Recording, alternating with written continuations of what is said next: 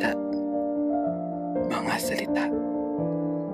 Salitang nagpapasaya, nagpapalungkot, bumubuhay, pumapatay salita. Ano ang mga salita sa iyong ikinubling taon? Ano ang wikang winiwika ng pusong asul bugaw? Bawat tao ay may aklat na kailanman di aaklas. Bawat tao ay may librong hindi maunawaan ng sinuman. Dahil ito ay iyong libro, iyong kwento, liham-lihim wika salita. Sapagkat ano ang pamagat ng storya ko? Ano ang mga pangungusap na nangungusap sa mundong nais kong ibuksan sa badlang? Sa unay ito'y mga salita ng pag-asa, salita na kakapitan at hahadgan mo, salitang itutuyan ka sa halik na tila isang katuparan, salitang akala may pag-asa ngunit iiwan ka sa paglipad sa kawalan, salitang tila rosas mula sa langit pero isa lamang nagbalat kayong boses, salitang sumira sa litrato na aking pagkatao, winika ng mga taong binaboy ang bawat pahina ko.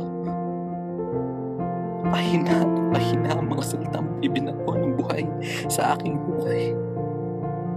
Salitang kinulong sa isang kwadrong walang kulay, isang pintang naghahanap ng kanyang daan pauwi. Nais kong umuwi para sa pagpawi ng luhang walang niluluha. Wala na akong maramdaman pa. Meron pa kaya nakakakilala sa akin? Mayroon pa kayang magbabasa ng librong binusot, sinunog, binunog, binabi, baboy at sa hangganan ng aking aklat?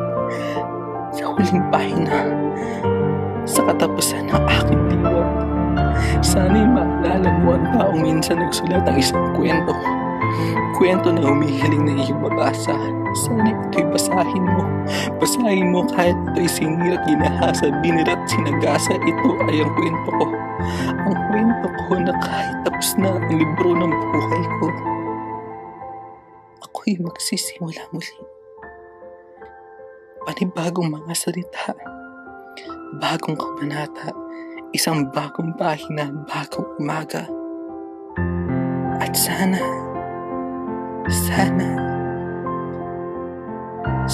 ito'y basahin